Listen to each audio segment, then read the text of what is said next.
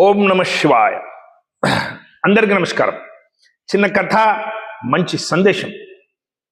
మాఘమాసంలో వచ్చే శివరాత్రి పండుగ మన దేశంలో కాకుండా విదేశాల్లో కూడా ఆచరిస్తారు. 12 జ్యోతిర్లింగాల్లో పెద్ద ఎత్తున జాతర జరుగుతుంది. లక్షల కొద్ది ప్రజలు ఈరోజు అక్కడ 12 జ్యోతిర్లింగాల్లో దర్శనాలు చేసుకుంటారు, గంగా స్నానం చేసుకుంటారు. కరాచీలో ఒక పెద్ద శివాలయం ఉంది. ఈ రోజు కూడా పాకిస్తాన్ కరాచీలో నడుస్తుంది. ఇండోనేషియాలో, శ్రీలంకలో, బర్మాలో, అన్ని దేశాల్లో ఎక్కడెక్కడ పెద్ద పెద్ద శివాలయాలు ఉన్నవి అక్కడంతా శివరాత్రి జరుగుతుంది. ఈ శివరాత్రి పండుగ మేము కూడా జరుపుకోవాలి. ఉపవాసం చేయాలి, శివ ధ్యానం చేయాలి, జపం చేయాలి, రుద్రాభిషేకం చేయాలి. ఇంతేనా? ఇంతే చేయాలి. ఎక్కియాలి, బిల్వపత్రం తేవాలి, ఉపవాసం చేయాలి, సాబుదాని తినాలి. ఉప్పిట్టు బొణుగులు రాదు, అటుకులు తినొద్దు, అరటి పండ్లు తిను, యాపిల్ పండు రాదు. సాయంత్రం చేయాలి, మధ్యాహ్నం పూజ వద్దు, రాత్రికి చేయాలి. ఇవన్నీ రూఢి దాంట్లో ఉండిపోయి మేము అది తినాలి, ఇది తినాలి, అది తినొద్దు, ఇది తినొద్దు, ఈ దాంట్లోనే ఉండిపోవద్దు. ఇవన్నీ తప్పు అని నేను అనటం లేదు. రూఢి, కర్మకాండి. అది నడుస్తుంది, ఇది నడుస్తుంది, అది నడవదు, ఇది నడవదు, అది ముట్టొద్దు, ఇది ముట్టొద్దు. దీంట్లోనే మేము ఉండిపోకూడదు. శివతత్వం గురించి ఆలోచించాలి. శివుడు చెప్పిన సందేశాల గురించి ఆలోచించాలి. శివతత్వం అంటే ఏమి ఆలోచించాలి? శివతత్వం అంటే ఇచ్చేదే. తీసుకో. అందరికీ ఇస్తుండు. భస్మాసురంకి ఇచ్చిండు, వేరే వాళ్ళకి ఇచ్చిండు, రావణానికి ఆత్మలింగం ఇచ్చేసిండు. తీసుకో నా దగ్గర. మేము కూడా కొద్దిగా ఇచ్చేది, దానం చేసేది అలవాటు చేసుకోవాలి. అది శివతత్వం.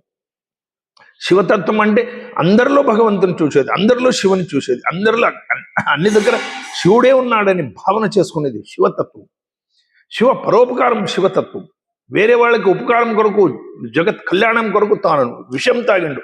నీలకంఠ, నంజుండేశ్వర, మృత్యుంజయ పేర్లున్నవి. ఇంకొకరు మంచి కొరకు మేం దుఃఖం సహనం చేయాలి, మేం దాన్ని తీసుకోవాలి. ఇది శివతత్వం. ఈ శివతత్వంలో ఇవన్నీ వస్తవి. శివ పరివారం ఉంది, భస్మధారణ ఉంది, రుద్రాభిషేకం ఉంది. ఇవన్నీ మేము రోజు చేస్తుంటే దీని వెనకాల ఉన్న ఉద్దేశం ఏమిటి, దీని ఏం చెప్తుంది, ఇది కూడా ఆలోచించాలి.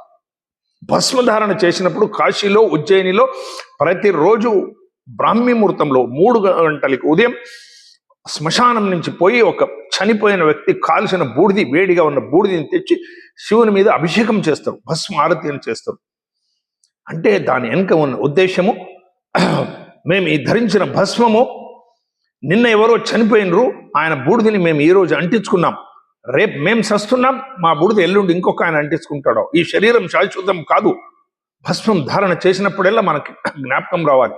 త్ర్యంబకై యజామహే సుగంధిం పుష్టివర్ధనం ఉర్వారుకమేవ బంధనాన్ మృత్యోర్ముక్షయమామృతాత్. ఈ భస్మ ధారణ చేసినప్పుడల్లా శాశ్వతం కాదు, శరీరం నశ్వరం పోతుంది అని భావన మాలో రావాలి. అందుకొరకు భస్మధారణ చెప్పాడు. శివ పరివార గురించి కూడా మీరు కొద్దిగా ఆలోచించండి.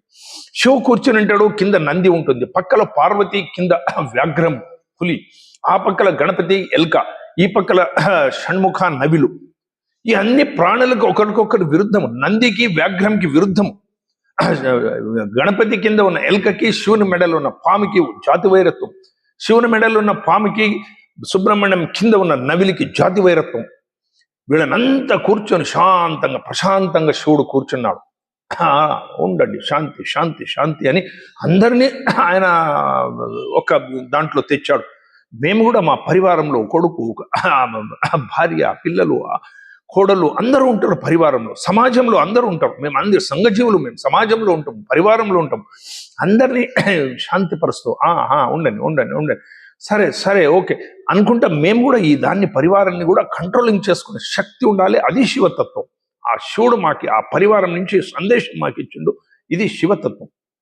రుద్రాభిషేకం చేస్తాము. కులాలేభ్యశ్చమే, కర్మాలేభ్యశ్చమే, రతిపతిభ్యశ్చమే, ఇవన్నీ మంత్రాలు వస్తాయి.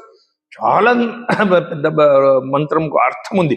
దాంట్లో కొంత తెలుసుకుంటే ఆ కులాలేభ్యశ్చమే, కర్మాలేభ్యశ్చమే, ఈ మంత్రాలు వెనుక ఉన్న ఉద్దేశం ఏమంటే, ఋషిమునిలు మన కుంబార, కంబార, బడిగా వీళ్ళకంతా నమో అని మనకి వాళ్ళు చెప్పిన పెద్దలు. ఎందుకంటే ఆయన నేగలు చేస్తాడు, నేగలికి ఒక ఉళి చేస్తాడు కంబర ఆయన. ఆ దాన్ని రైతు భూమిని దున్నుతాడు, దాని నుంచి అన్న ఉత్పత్తి అవుతుంది, సమస్త జీవరాశులు బతుకుతావి. కాబట్టి ఇది లోకోపయోగి పనిచేస్తున్నాడు రైతు, లోకోపయోగి పనిచేస్తున్నాడు కంబరి వీళ్ళంతా. దాంట్లో అన్నం వండి మేమంతా తింటాము. కాబట్టి వీళ్ళకంతా నమో నమస్కారం. మీరు పెద్దలు, మహానుభావులు, మీరు చేసే పని లోకోపయోగం ఉంది. అని చెప్పిన ఒక సంస్కృతి మనది. ఇవన్నీ శివతత్వంలో వస్తుంది. శివ శ్మశానవాసి, ఎప్పటికీ శ్మశానంలో ఉంటాడు. శ్మశానంలో మమ్మల్ని కాల్చిన తర్వాత, పూడ్చిన తర్వాత ఆ జీవికి మేలుకొస్తుంది, ఏడుస్తుంది. నా శరీరం కాలుస్తుంది, నా శరీరం ఎన్ని రోజులు నేను ఉన్నా దీంట్లో 70-80 సంవత్సరాలు ఉన్నా దాన్ని కాలుస్తున్నారు, ఏడుస్తుంది. ఎక్కడున్నారు? రాత్రి చీకటి. అప్పుడు శివుడు అక్కడ ఉంటాడంట. రా నాయన కూర్చో. పోయినరు, మీ వాళ్ళంతా పోయినరు. నా శరీరం కాలుతుంది, పోనీ అది పోయింది, నశ్వరం. ఆ శరీరం గురించి ఏడవద్దు. ఎవరు అంటించిన? మీ వాళ్ళే అంటించినారు అగ్గి. ఎక్కడున్నారు? పోయిరు, వెళ్ళిపోయారు ఇంటికి.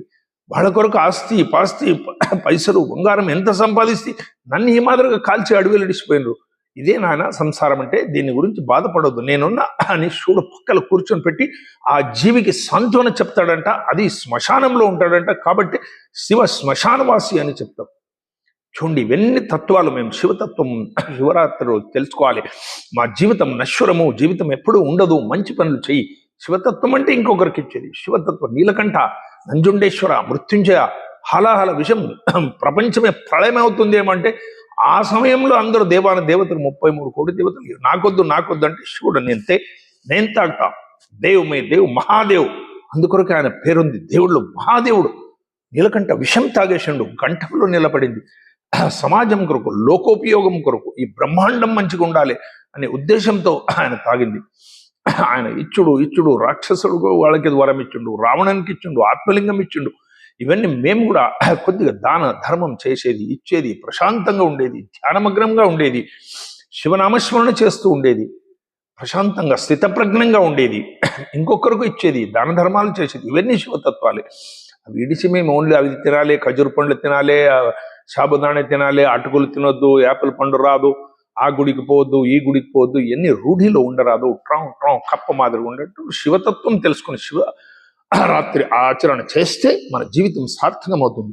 ధర్మం ఉండాలి, భక్తి ఉండాలి. భక్తి ఉత్తదే పనికి రాదు, భక్తి అనక ధర్మం ఉండాలి. రావణుడు శివభక్తుడు ధర్మంగా లేకుండే, మైసాసుర, తాడకాసుర అందరూ శివభక్తులు ధర్మంగా లేకున్నందుకు నాశనం అయిపోయాను. మేము కూడా ఓన్లీ భక్తి అనుకుండా ఉండకుండగా భక్తి అనక ధర్మంని పెట్టుకోవాలి. భారత్ మాతకి అందరికి నమస్కారం.